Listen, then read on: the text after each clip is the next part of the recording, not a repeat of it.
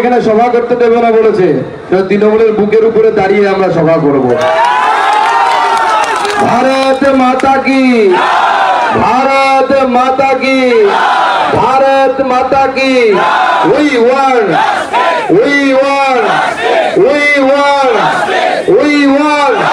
দফা এক দাবি এক, আরে দফা এক দাবি এক, দফা এক দাবি এক, আরে দফা এক দাবি এক, দফা এক দাবি এক। বন্ধুগণ, আজকে বাঁকুড়ায় এই যে মাচানতলা তাতে আকাশ মুক্ত মঞ্চ, যদিও ওই মঞ্চের নাম মুক্ত মঞ্চ, মঞ্চ কিন্তু মুক্ত নেই, তৃণমূল তালা বেঁধে দখল করে নিয়েছে, মুক্তকে বদ্ধ মঞ্চ পরিণত করে দিয়েছে। সুকান্ত মজুমদার আসবে, সভা করবে, তাতে তৃণমূল কংগ্রেসের গাত্র জ্বালা। কারণ দেখবেন চোরেরা ভালো মানুষ দেখলে ভয় পায়, ভূত যেমন ওঝা দেখলে ভয় পায়, ভয় পায় কিনা, চোর হচ্ছে ভালো মানুষ দেখলে ভয় পায়। তো ভূতের ওঝা যেরকম থাকে, সেরকম এই চোরদেরকে ধরার জন্য ওঝার নাম হচ্ছে বিজেপি ওঝা।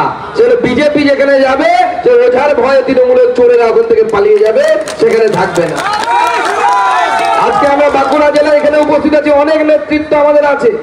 আমাদের ভাই, আমাদের জেলা সভাপতি সুনীল মন্ডল আছে, আমাদের সুভাষ দা আছেন, এখানকার প্রাক্তন সাংসদ, প্রাক্তন মন্ত্রী, আমাদের এখানকার বিধায়ক নীলাদ্রি শেখর দানা আছে, আমাদের এখানকার ইনচার্জ আমাদের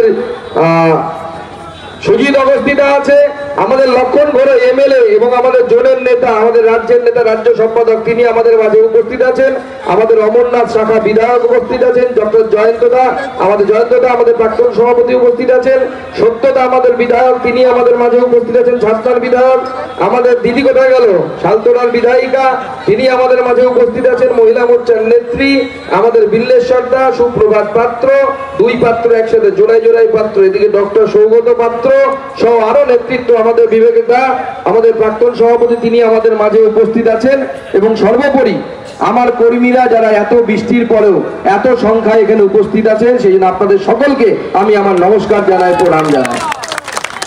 বাঁকুড়া লোকসভার মানুষ এই লোকসভা নির্বাচনে আমরা সামান্য কিছু ভোটে এখানে হেরেছি। বাঁকুড়ার লোকসভার মানুষ মনে করেছিল হয়তো যে তৃণমূল কংগ্রেসকে ভোট দিলে হয়তো তৃণমূল কংগ্রেসের উন্নয়ন হবে, কিন্তু আমরা দেখলাম কি হলো, যখন নতুন বিধায়ক সাংসদ হলো, কি নাম, কি চক্রবর্তী যেন, অরূপ চক্রবর্তী, এরকম আবার কয়লা চক্রবর্তী বলে দেয়।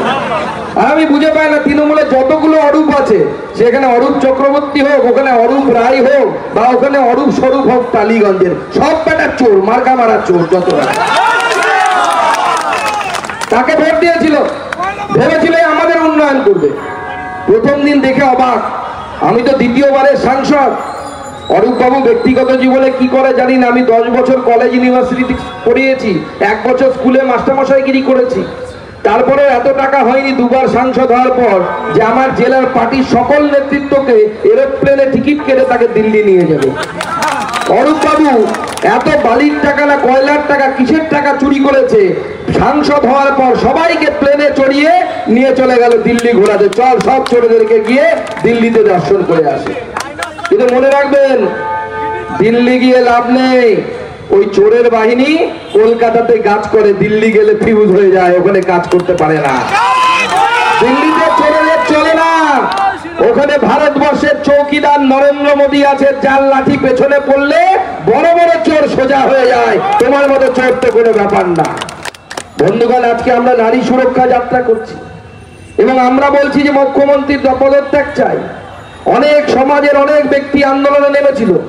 কি ঘটনা ঘটেছিল আমাদের ডাক্তারবাবু সুভাষ সরকার বললেন, 9 তারিখ রাত্রিবেলা আগস্ট মাসে হঠাৎ করে একটি মেয়ে, যিনি সরকারি ডাক্তার, যিনি চেস্ট মেডিসিন অর্থাৎ বুকের ডাক্তারিতে পিজি করছেন, মানে মাস্টার ডিগ্রি করছেন, তার মৃতদেহ পাওয়া গেল এবং বলা হলো যে এটা, প্রথমে আমরা অবাক হয়ে গেলাম, আমি গেছিলাম সেই নির্যাতিতার বাড়িতে, একটি মার্ডারের এবং ধর্ষণের ঘটনা।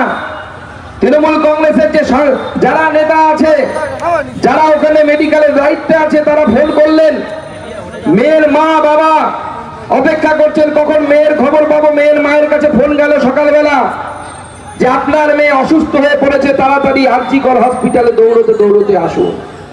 মেয়ের মা বাবা তড়িঘড়ি করে আরজিকর হসপিটালের দিকে রওনা হলেন।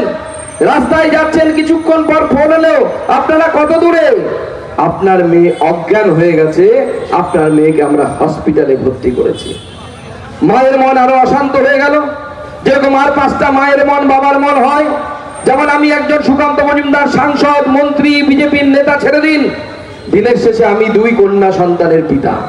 সারাক্ষণ এই পশ্চিমবঙ্গে আরজিকর ঘটনার পর থেকে প্রত্যেকটি মেয়ের বাবার হৃদয় কেঁপে ওঠে যখন তার মেয়ে বাড়ির বাইরে যায়, টিউশন পড়তে যায় বা অন্য কোথাও যায়, বুকটা কাঁপে। মেয়ের মা বাবারও বুকটা কাঁপছিল। তারা যাচ্ছিলেন আরজিকর হসপিটালের দিকে। ফোন এলো, আপনারা কত দূরে? আপনার মেয়ে সুসাইড করেছে। কে ফোন করছে? হসপিটালের সুপারের নিচের একজন অফিসার।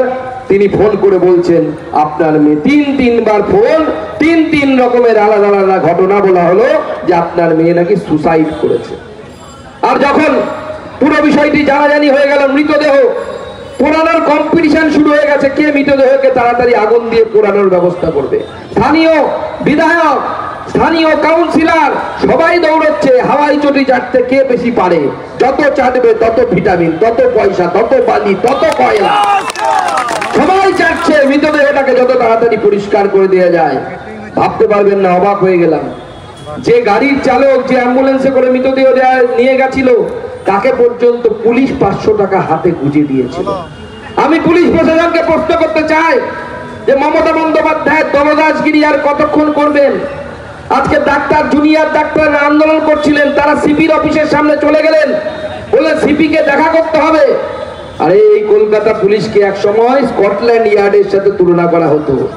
তার সিপি কে সামনে দাঁড় করিয়ে ডাক্তারবাবুরা স্লোগান দিচ্ছে। ভাবুন কি লজ্জার বিষয় বাঙালি। কি স্লোগান দিচ্ছে? ভোর হলো দোর খোলো। ছোটবেলায় কবিতা পড়েছেন তো? কি ভোর হলো দোর খোলো, হুকুমনি ওঠরে।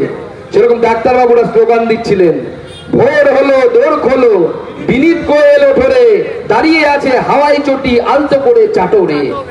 চারটে এদের এমন অবস্থা হয়ে গেছে, চারটে এমন অবস্থা হয়ে গেছে যে মমতা বন্দ্যোপাধ্যায়ের হাওয়াই চটি দেখবেন 1 ফোঁটা কালো দাগ থাকে না। আমাদের জুতোই দাগ পাবেন, মমতা ব্যানার্জির হাওয়াই চটিতে দাগ পাবেন না।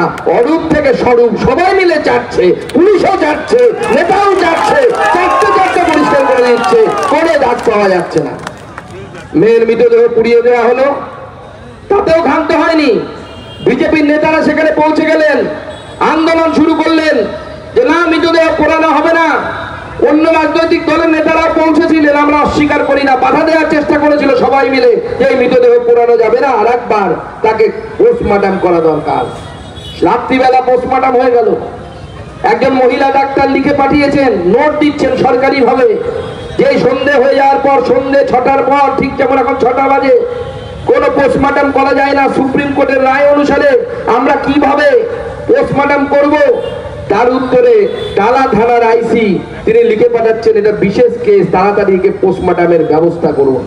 পুলিশের উপর কত চাপ থাকলে, পুলিশ কতটা নির্লজ্জ বেহায়া পুলিশ হলে এই কাজ করতে পারে। তাই আমি উত্তর কলকাতার আমার বিজেপির কর্মীদেরকে বলেছি যে রক্ষকই যখন ভক্ষকের ভূমিকা পালন করে, পুলিশ যে পুলিশের উচিত অপরাধীদেরকে শাস্তি দেয়া, সে যখন শাস্তি দিতে না পারে, তথ্য প্রমাণ লোপাট করে, সেই থানা দেখে লাভ নেই। তাই টালা থানায় তালা লাগানো অভিযান করুন, ওই থানাতে তালা লাগিয়ে রাখতে হবে, ওই থানার কোনো কাজ যেন না হয়। আরে পুলিশটাকে কি করে দিয়েছেন? আমাদের মহিলা মোর্চার নেত্রী আছেন, আপনাদের এখানেও করবেন। আমরা বলেছি প্রত্যেকটি এসডিপি অফিসে পুলিশ অপবিত্র হয়ে গেছে তৃণমূলের দ্বারা। নিচু তলার পুলিশদেরকে আমি দোষ দিই না, সবাই অতটা খারাপ না। এই উঁচু তলার অফিসার গুলো আছে, তারা মাইনা পায় মোদি স্কেলে, মোদির সব দেয়া দিয়ে পায়। আর এই বেচারাগুলো দিদির দেয়া কম মাইনে পায়, কম দিয়ে পায়। তাই যখনই চান্স পায়, ট্রাক দেখলে পরে আল্লাহ কে নাম পে কুছ দে দে বাবা, ভগবান কে নাম পে কুছ দে দে বাবা, ট্রাক দেখলে হাত পাততে হয় এদের। এত মাইনে কম এদের, এত অভাব, এত অভাব। আপনার আমার কারণেই দেখবেন যে কৃষিকাজ করে খায়, কত রোজগার নেই, তারও তত অভাব নেই, কিন্তু চুরি করতে হচ্ছে। কেন? কারণ ভাইপো বলে দিয়েছে মাসে মাসে এই জেলা থেকে এত লক্ষ টাকা, এত কোটি টাকা পৌঁছানো চাই, তবে কালীঘাটে তোমার পোস্টিংটা থাকবে, নাহলে পোস্টিংটা থাকবে না। তাই চোরের কাজ ছেড়ে দিয়েছে। এখন পশ্চিমবঙ্গের চোরের প্রয়োজন হয় না, তৃণমূল নেতা আর পুলিশ মিলে চোরের কোম্পানি খুলে ফেলেছে। সেই কোম্পানির নাম হচ্ছে টিএমসি কোম্পানি, টাকা মারা কোম্পানি। সেই কোম্পানি শুরু করে দিয়েছে।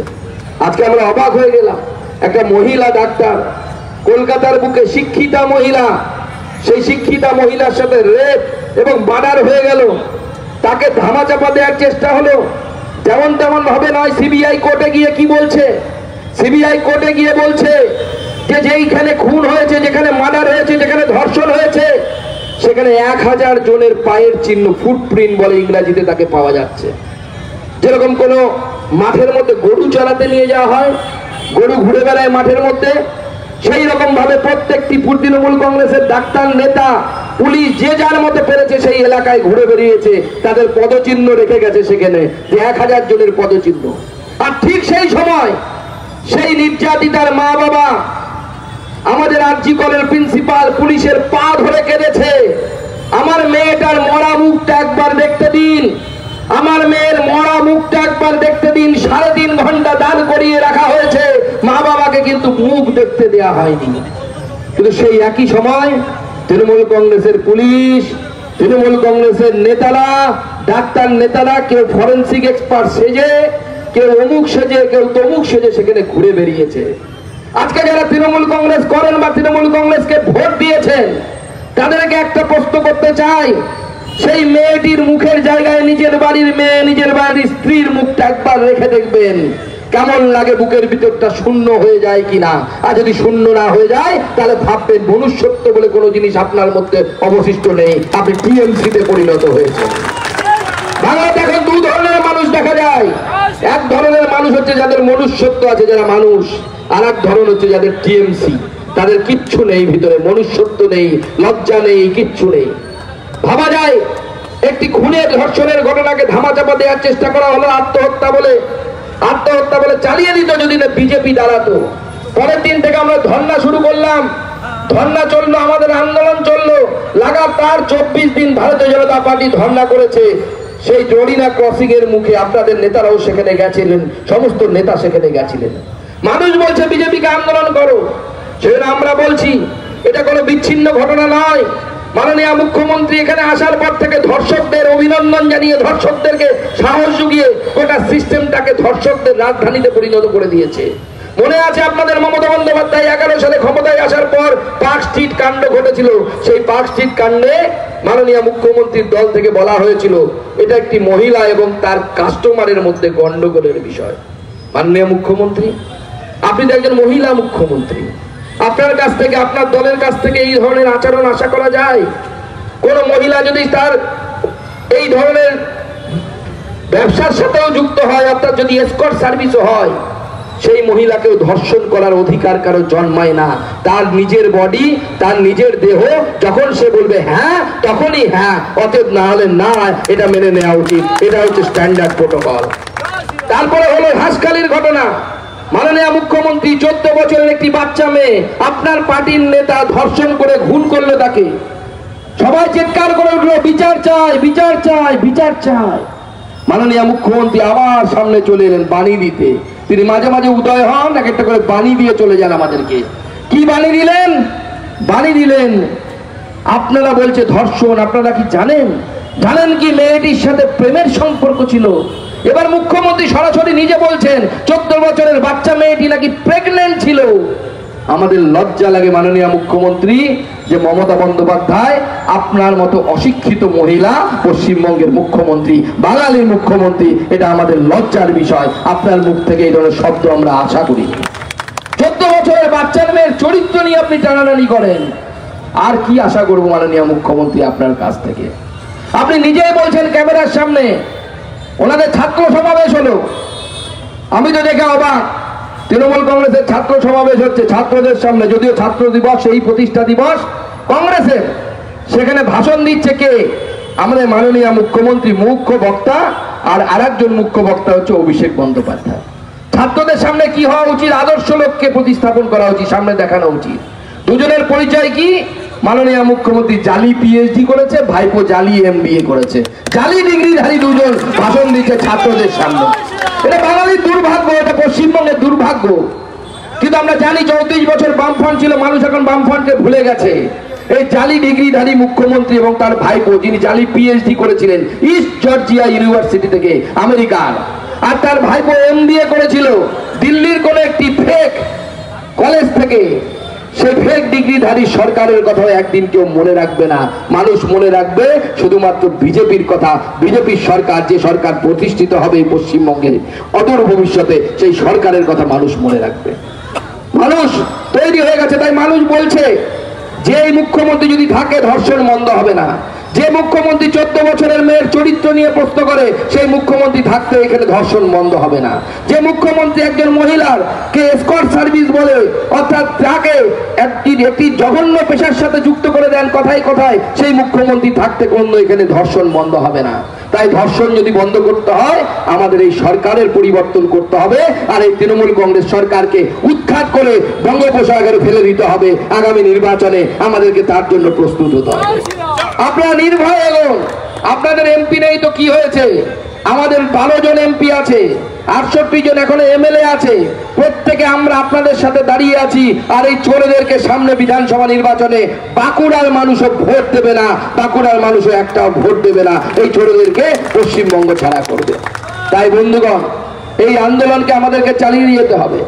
আমরা বলছি এটা সিস্টেমের ফেলিওর, এটা শাসনের ফেলিওর। এই শাসন যতদিন থাকবে ততদিন এই ধরনের একের পর এক ঘটনা ঘটবে।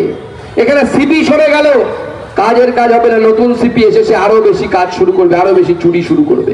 তাই সিপি সরলে হবে না, সিপির পিসিটাকে ছড়তে হবে। পিসি সরলে পরে তবে পরে ঠিক হবে, আইন শৃঙ্খলা প্রতিষ্ঠিত হবে। আর সিপি সরে গেলে কি হবে? যেমন গাছের আপনি ডাল কেটে দিন, গাছের গোড়ার যদি থাকে, গাছে তো মাকাল ফল হবে কি না? মাকাল ফলের গাছে কি আম গাছ হবে? আম হবে কি? আপনি মাকাল ফলের গাছ লাগালেন, তাতে আম ফলবে না। আম ফলানোর জন্য আম গাছ লাগাতে হবে। সেই জন্য মাকাল ফলের গাছের গোড়াটা কাটতে হবে। আর সেই গোড়াটার নাম হচ্ছে মমতা বন্দ্যোপাধ্যায়। সেই জন্য ভারতীয় জনতা পার্টি দাবি তুলেছে, দফা 1 দাবি 1, দফা 1 দাবি 1, দফা 1 দাবি 1, দফা 1 দাবি 1। সবে সিবিআই খেলতে শুরু করেছে, ইডি খেলতে শুরু করেছে, এক এক করে ডাকছে।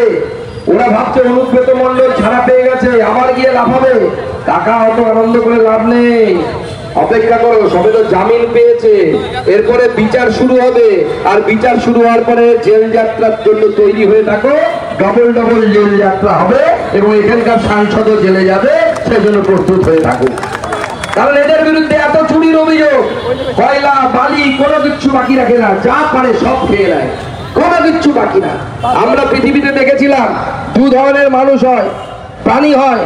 কেউ তৃণভোজী প্রাণী, কেউ মাংসাশী প্রাণী। আর এক রকমের হয় সর্বভুক প্রাণী। কিন্তু সর্বভুক হয় কি হয়? হয় নিরামিষ খাবে, আমিষও খাবে, দুটোই খাবে। তৃণমূল হচ্ছে 1 নম্বর 4th নম্বর প্রাণী, যে সব খায়, ইট বালি সিমেন্ট কিচ্ছু রাখে না, চেটে পুটে পরিষ্কার করে খাচ্ছে একদম। এবং সেই পরিষ্কার করে খাওয়ার টাকা কলকাতা অব্দি পৌঁছে যাচ্ছে। তাই বন্ধুগণ, আজকে আপনাদেরকে শপথ নিতে হবে আগামী দিনে এই তৃণমূল কংগ্রেসকে, সরকারকে যতক্ষণ না আমরা উৎখাত করছি ততক্ষণ পর্যন্ত আমাদের এই আন্দোলন চলবে। কি আন্দোলন চলবে? তো চলবে, লড়াই করবেন তো? তৃণমূল কংগ্রেসের হারমাত বাহিনী দেখে ভয় পাবেন না তো? তাদের মুখের উপরে উত্তর দেবেন তো? পরিষ্কার কথা বলে দিচ্ছি রাজ্য সভাপতি হিসেবে, মার খেয়ে কাঁদতে কাঁদতে আসবেন না, মার দিয়ে আসুন, বাকিটা সুকান্ত মজুমদার দেখে নেবেন। মার খেয়ে কাঁদতে কাঁদতে এলে কিচ্ছু হবে না, কোনো ট্রিটমেন্ট পাওয়া যাবে না, কিচ্ছু পাওয়া যাবে না। আর আপনারা যদি মার দিয়ে ফিরে আসতে পারেন, কাউকে আমরা প্রথমে আক্রমণ করব না, করিও না। আমরা গণতন্ত্রে বিশ্বাস করি। বিজেপি যেখানে সরকারে আছে সেখানে আমরা কাউকে মারি না, ধরি না, কিচ্ছু করি না। আমি কালকে আসামে ছিলাম, আসামে গিয়ে আমাদের সদস্যতা অভিযানে একটি বুথে গেছিলাম। 500 জন মহিলা বসে আছে।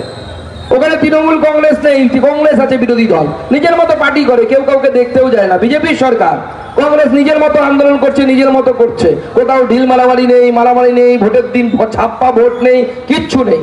বিজেপি পশ্চিমবঙ্গে এলে আমরা এখানেও সেই ধরনের শাসন প্রতিষ্ঠা করব। কিন্তু মুখ্যমন্ত্রী কি বলেছেন? কি করতে বলেছেন? ফোঁস করতে বলেছেন, তাই তো? হ্যাঁ, কে ফোঁস করে? সাপ। মুখ্যমন্ত্রী ফোঁস করার কথা বলছে না। ছোটবেলায় আমরা কবিতা পড়েছিলাম, বাপুরাম সাপুরে। হ্যাঁ, তাতে একটা লাইন আছে, সেই সাপ জ্যান্ত গোটা দুই আনত। সেই সাপ জ্যান্ত কটা আনতে বলেছে? গোটা দুই আনত। দেখেছেন, ঠিক কবি আগেই বুঝতে পেরেছিল দুই খেলা সাপ জন্মাবে। হ্যাঁ, তারপরে লাইন কি আছে? সেই সাপ জানতো গোটা দুই আনতো, তেরে মেরে ডান্ডা করে দেবো। তো বিজেপিকে যদি ফোর্স করতে আসেন, বিজেপি কিন্তু ডান্ডা ব্যবহার করবে, আগেই বলে দিলাম, বিধিবদ্ধ সতর্কীকরণ। এগুলো বন্ধ করুন। যে কটা টাকা জোগাড় করতে পারছেন, কামাতে পারছেন, বিক্রি করে বালি, ইট সিমেন্ট, কয়লা চুরি করে 26-এর আগে অবধি করে নিন। 26-এর পর বিজেপির বুলডোজার সরকার তৈরি হবে এই পশ্চিমবঙ্গে, বিজেপির সরকার গঠন হবে। কি আমরা গঠন করবো তো? ভারত মাতা কি, ভারত মাতা কি, ভারত মাতা কি। জয় শ্রীরাম, জয় শ্রীরাম, ভারত মাতা কি। ধন্যবাদ।